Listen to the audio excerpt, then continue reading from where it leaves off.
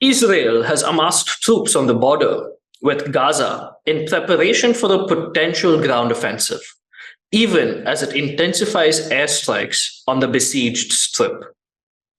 Tel Aviv's response comes after Hamas launched an unprecedented attack on the 7th of October on Israel, which has left 1,300 Israelis dead and more than 3,200 injured.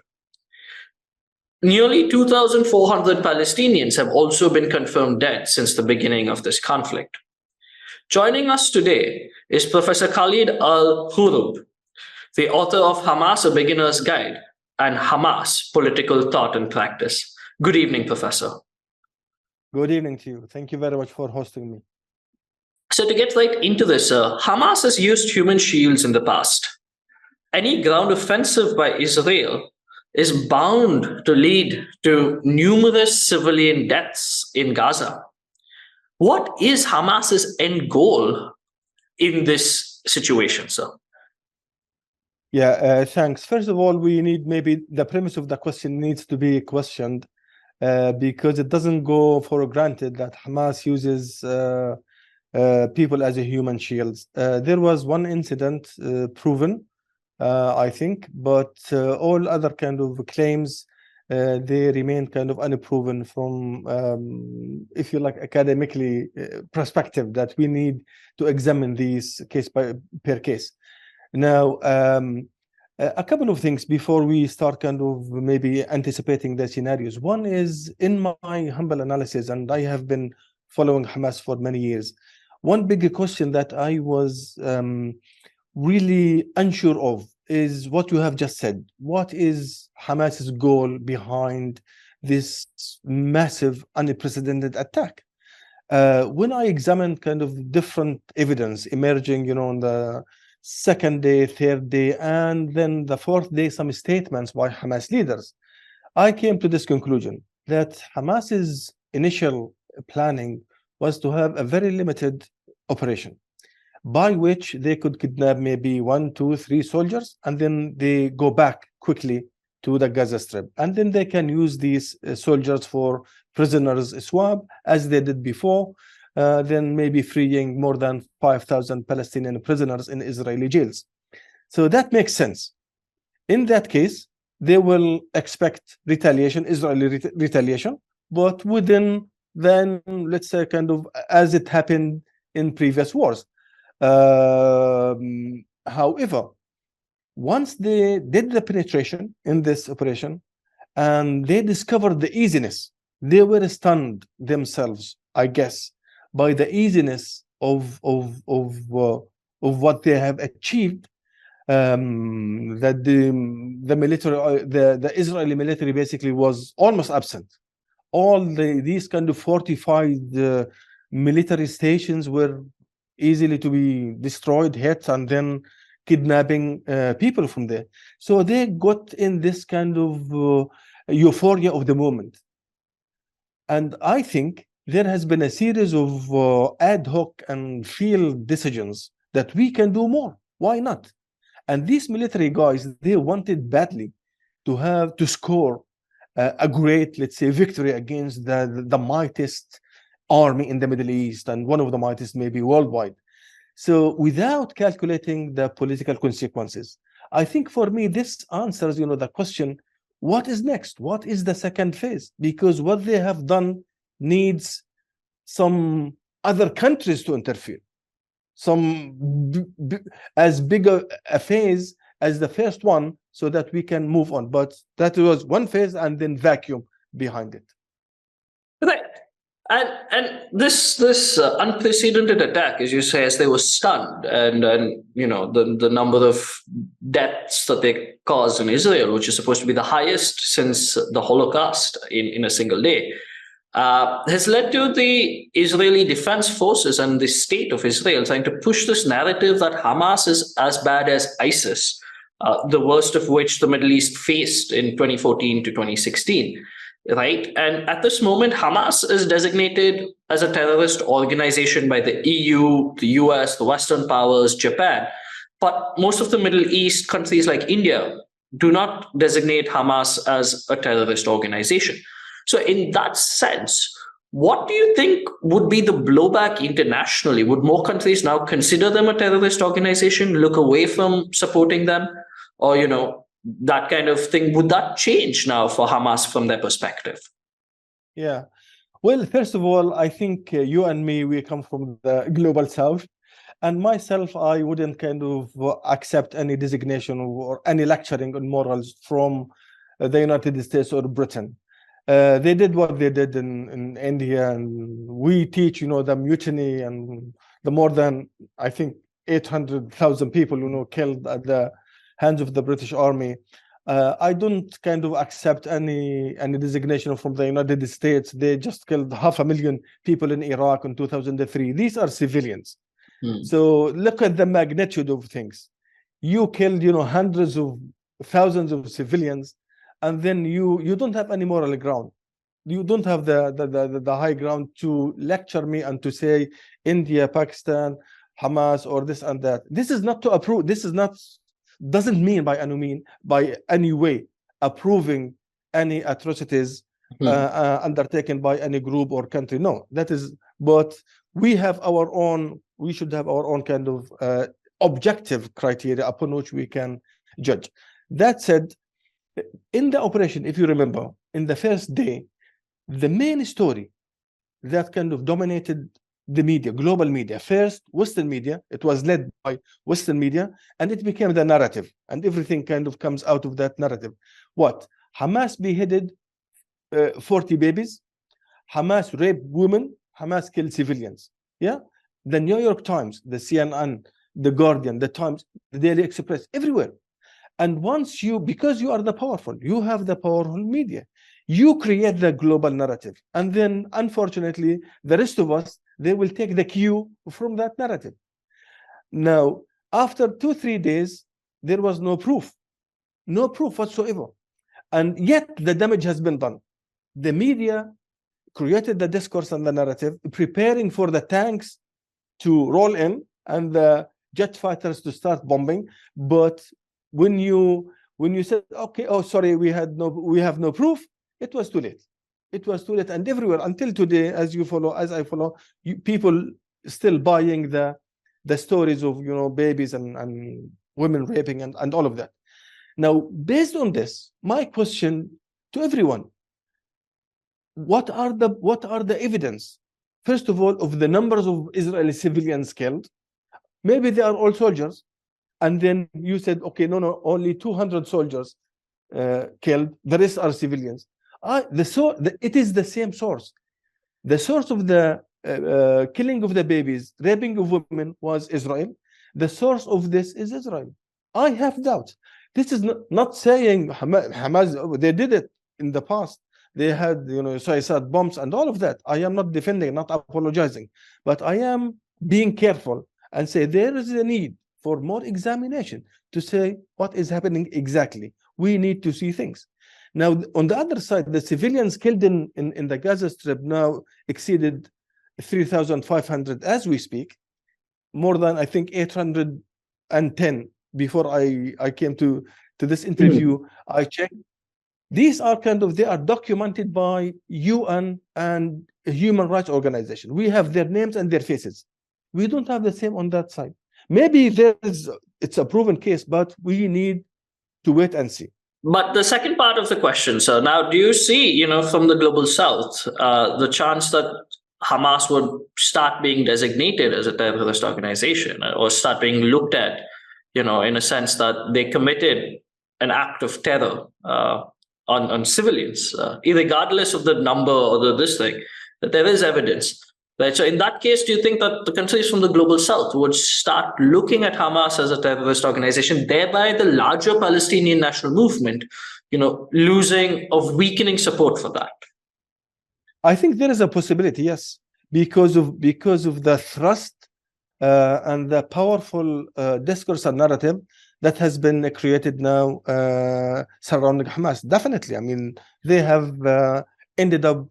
I don't know. We don't know all what would be the outcomes of this, tragedy. But one almost clear kind of outcome is this image of Hamas. They need years and years maybe to to improve, to polish, that damage.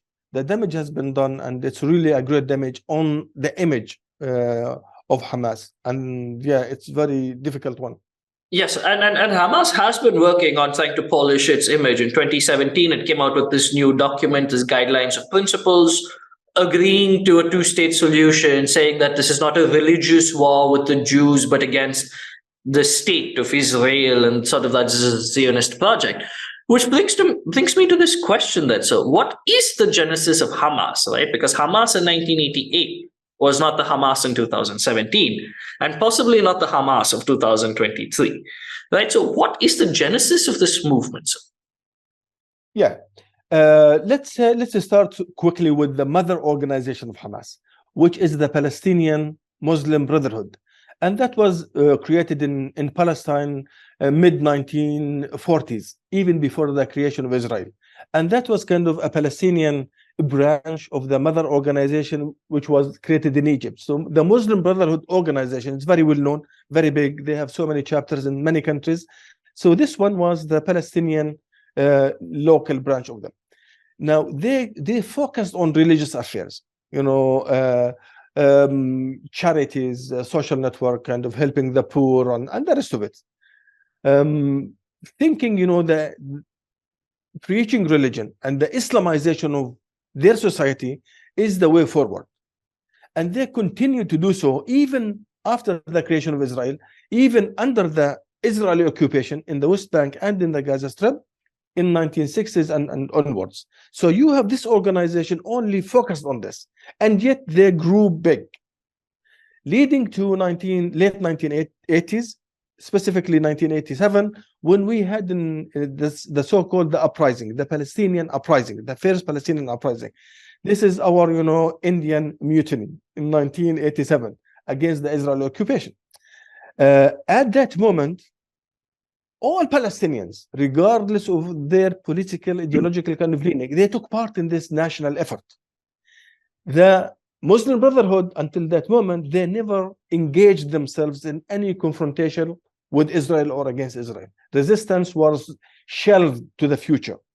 So in that moment, they had to decide, either you join the national effort or you will be done and maybe forgotten for the rest of your history. People will point at you as maybe not only betraying the national cause, but maybe even collaborating with the occupier. So they decided to join the national effort of resistance. And at that point, they changed their name. They became Hamas. So this is why Hamas started big. And because it is only a transformation of an old organization. Now, they started with this kind of burden, legacy of religious discourse, religious training, education, and all of that. Now, this is why, in your kind of great question, in fact, seeing the transformation phases of Hamas, it was stunning, because as long as they became part of the national effort, they became exposed to different agendas, to resistance, to you need to deal with Palestinian communists. Oh, and you are religious. So they started to face so many questions they never cared about. And this started to leave its impact on them. The Jews, first of all, the Jews, it's kind of very vague, general thing. Our battle is against the Jews. Then they start to go, no, hold on. The Jews are respected in the Quran, this and that. We need to reformulate our perception. So they started in 1991 to differentiate between the Jews and the Zionists, saying, the Jews, we have nothing to do, we respect them as a religion, as people of faith, and the rest of it. Our battle is against the Zionists. They started calling for the liberation of the entire Palestine at the very beginning, 1987. We need to liberate the entire land of Palestine from the river to the sea. Over time, they started kind of modifying this position. So all the default positions started to be more pragmatic, in tandem with political developments, maturation, if you like, participation, leading to some event, maybe we will talk about it, that is, 2006, the Palestinian elections that they won. Right, so, and like you said, right, so Hamas was started by a religious preacher, Sheikh Ahmad Yassin. has this religious overtones. And then, by 2006, all of a sudden is a national political movement with democratic legitimacy, right? It won 72 seats in the 2006 legislative elections, something like 440,000 votes, even more than Fatah, which had led the fight for 40 years at that point, right? So, how did an organization started by a preacher with these clear religious goals suddenly come to occupy the center of the Palestinian political space? Yes, as we teach our students, context is king. So if we put things into the wider context, maybe it explains, some of the story. So this movement was born under the Israeli occupation, and they stayed on the margin of the political scene for many years, decades, because they never kind of engaged in resisting this occupation. So for many Palestinians, the guiding line, the guiding kind of the driving force of legitimacy is resistance. If you don't resist this occupation, you are on the margins. If you are a communist, Islamist, whoever, if you resist, if you hold on this notion of resistance, then you occupy the mainstream. This is why Fatah movement continued to lead the national movement, Palestinian national, for decades. This is why the PLO is the representative of the Palestinians. They've never been elected, the PLO or Fatah, but the legitimacy, the source of legitimacy was what? Resistance. Now, in 1993, we had Oslo Accords. Oslo Accords meaning a peace agreement between the PLO that used to use resistance and Israel. And part of that agreement is the following: put down your arms. Now we talk, and these talks, they will end up in 1999 with a Palestinian state for you. That was promising. That was great. In return, we stop our resistance. So that was, in a nutshell, the premise of Oslo Accords.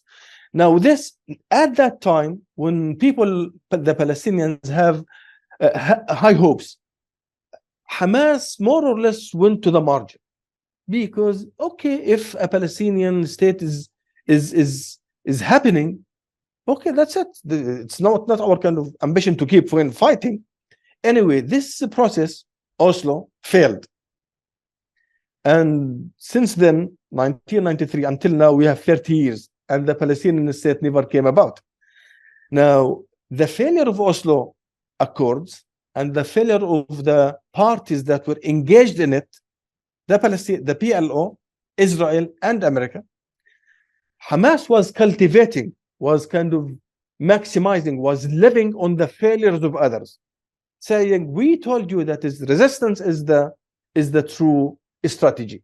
So in fact, it is not only because Hamas's appeal, Hamas became great, because this is one, they had their own appeal, but at the same time, there was an impasse in the political process. There was no way.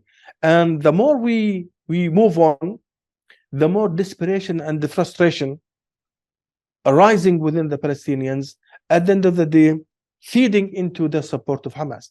So by the year 2006, the legislative elections for the Palestinians, again, all under the Israeli occupation. Everything is under Israeli occupation. Hamas decided to protect itself because there was the global war on terror. Hamas was designated as a terrorist organization by the states. So they feared that people are coming against them. One way to protect themselves is to join the democracy appeal. So that was a preemptive strike, a preemptive step by Hamas. Anyway, so they took part in the elections for this kind of strategy. They surprised themselves by winning them. They never wanted to win. Maybe it's a strange case of a party taking part in elections, hoping not to win them. And then they won them, despite their kind of a plan. Anyway, so they stunned themselves with their political victory, as today they stunned themselves with their military victory. And in both cases, they couldn't handle the outcome. It is too big to be handled. We don't have a plan, as plan B, or where to take this victory, how to do it. So you have this paradox in 2006. They couldn't handle it. The PLO, they did not accept it. They vowed to fail Hamas in power. Of course, America, Britain, Israel, everybody was against the outcome. The end point was the collapse of the system. Less than a year after that. And then we ended up with the split between the Gaza Strip and the West Bank, Hamas here and the PLO here. Right. So it seems to be a trend where Hamas tends to surprise itself, and whether it's politically or whether it's militarily, there's this constant nature that they don't expect to succeed.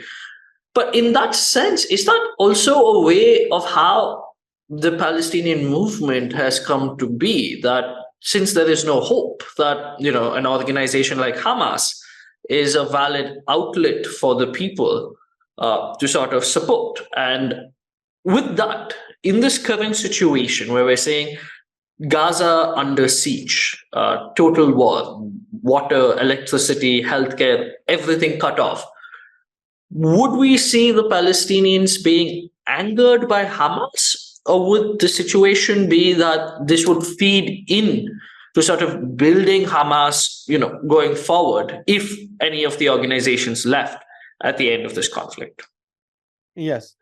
Well, I think you kind of spotted, you put your finger on the right kind of pulse in saying the Palestinians at the end of the day, they never had a serious kind of alternative.